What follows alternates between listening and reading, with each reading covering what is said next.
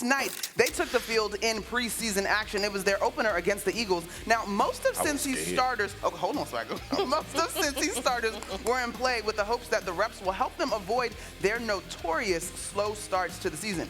Joe Burrow looked on point, throwing for 123 yards, 2 touchdowns with only 1 incompletion. Let's take a look at his sound after his performance. Today was average. But overall, I'm happy with where I'm at. Next week, I'd like to be a little better. All right, so he says that obviously because ultimately the Eagles won that game 34-27. Swagoo, let's talk about these slow starts in the Cincinnati camp. Are you confident that they can stop? Okay, your face already says that. Well, first and foremost, the slow starts have been dumb. Okay, like everybody here, like the Cincinnati Bengals have been in this unwavering boo-boo since they've been playing for the last 3 years of not being able to win a game in the month of September, which is stupid. This man has gotten paid damn near $300 million, right? We've had the injuries with Joe Burrow. We've had guys last year, Jamar Chase holding out in camp. So they've never had continuity in an offseason outside of his first year when they were able to go to the Super Bowl, or second year, whatever the year that was, second year. This year in particular, and we talked about this a couple of days ago with Stephen A. I said I would not put him out there on the field for nothing. Because to me, this franchise is more dependent on their quarterback than anyone in the NFL. We saw it last year. This team averaged almost 30 points a game and still didn't make the playoffs. No facts. Right? So again, you can have a different opinion on if they should play or they shouldn't play. All I thought yesterday was, thank God what happened to Anthony Richardson didn't happen to Joe Burrow. Right. And I don't want to go into a meaningless preseason game holding my breath, hoping that Joe Burrow is able to come out healthy. We know him and Jamar Chase and T. Higgins are good. They've been doing it for the last 5 years. Right. Well, you're wrong. So let's get that out the way. And here's the reason why you're wrong. I get where you're coming from, and I understand it. Here's the problem.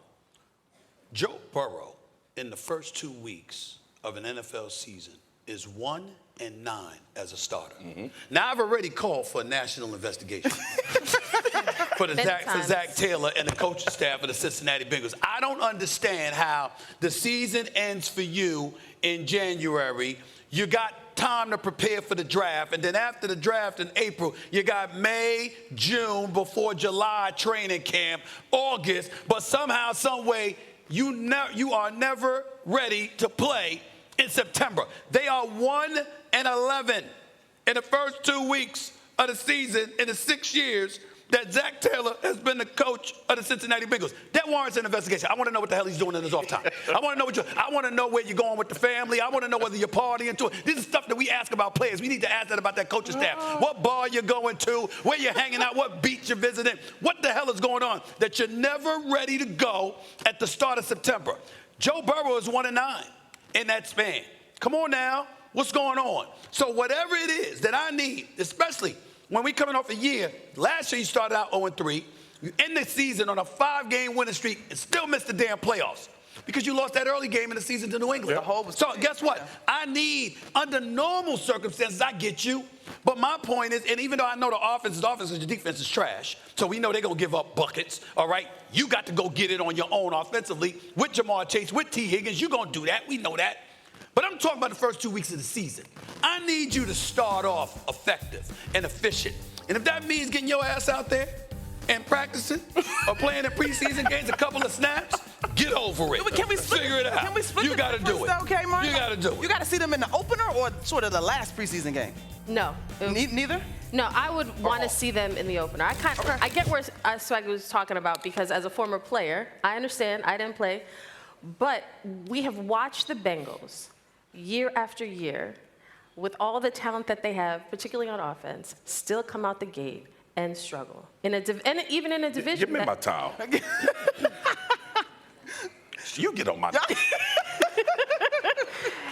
I just go ahead, Karen. Because I spent a lot of time in Cincinnati too. And what gives me, your original question was, are you confident that they will start? I'm trying to slow start. You're correct. Come on, bring it home. I feel you, my friend. That's what women do. Exactly. Is that right?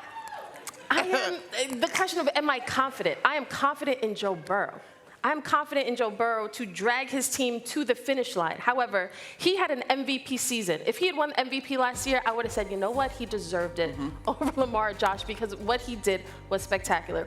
Playing without a defense, but I'm not confident because you haven't seen it yet. You haven't seen that defense come in there and say, all right, they got a new coordinator. Trey Hendrickson, hello. Might need him.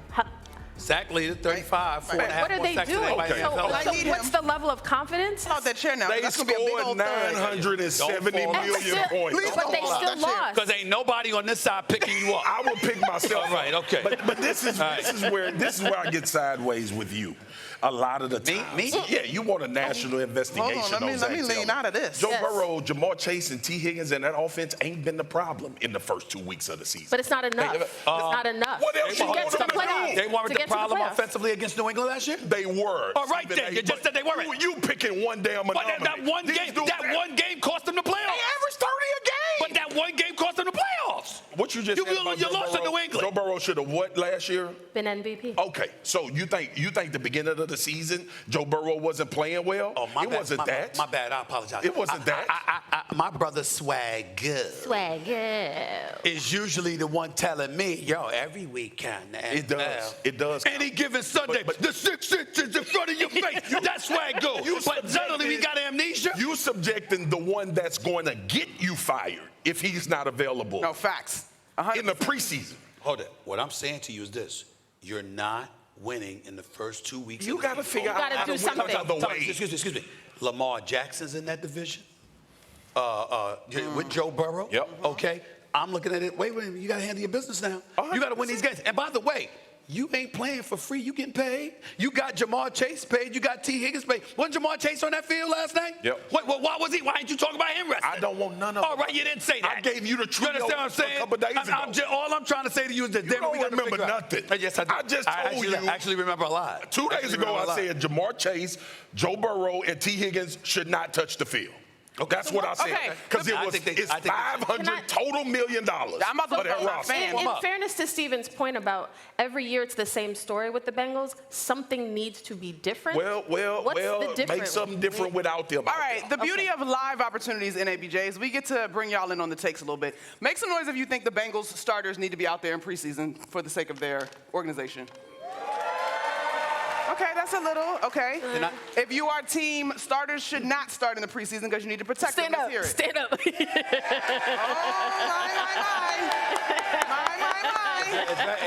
It's very, very important that I say this. Please. I don't give a damn. I don't care.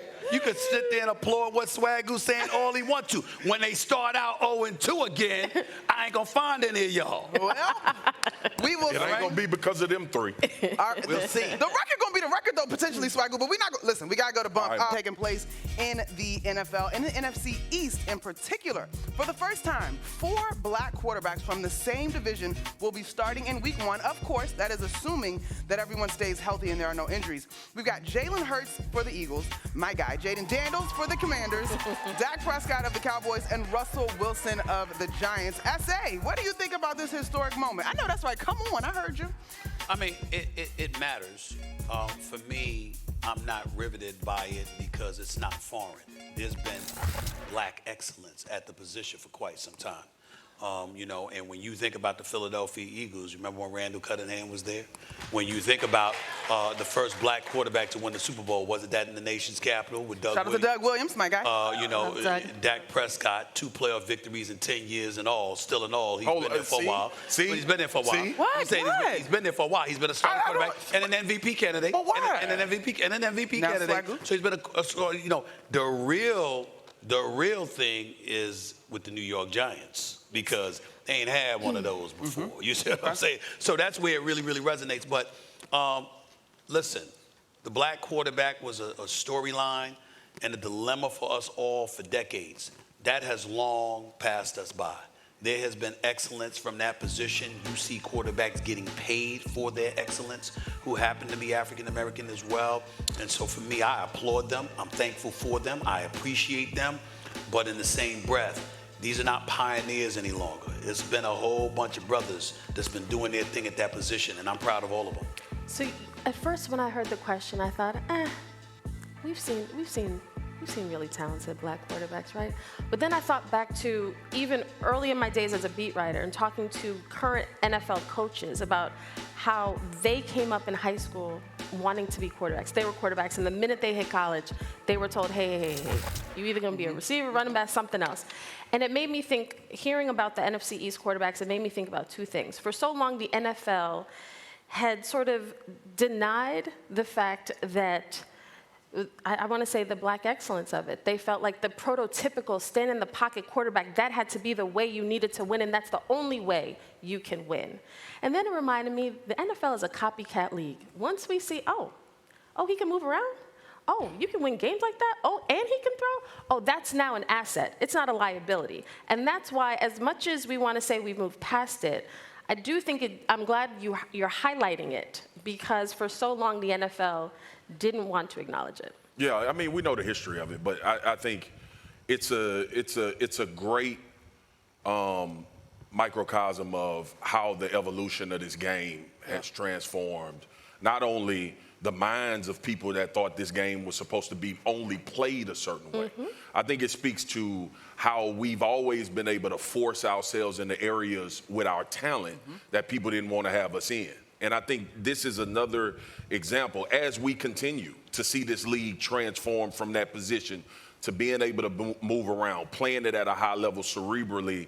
Now you have these guys that are taking over franchise and becoming faces of franchises that fought that for so long. So I think it's a big deal anytime we see those guys all together. I think it's the four starters in the NFC East. That's the Dallas Cowboys, the Philadelphia Eagles, Washington Commanders, and obviously we talk about the New York Giants, to your point, Stephen A., that's never been done. Well, I will say this real quick, because the producers were whispering in my ear. I'm fully aware that Geno Smith and Tyrod Taylor have been quarterbacks for the New York Giants in the past. What I'm saying is, once upon a time, there was a storyline about how, when you saw about African-American quarterbacks, that franchise was like the last of the party. I wasn't trying to imply that they've never had anybody. I'm saying they were the last of the party on that point. And so you don't say that about Philadelphia. You didn't say that about Washington. You didn't say that about Dallas, obviously. But you said that about the New York Giants. You're not saying that anymore. And you're not saying that anymore to anybody, because we recognize now that prejudgment against African-American quarterbacks no longer exists now. Because of so many dimensions they bring to the table.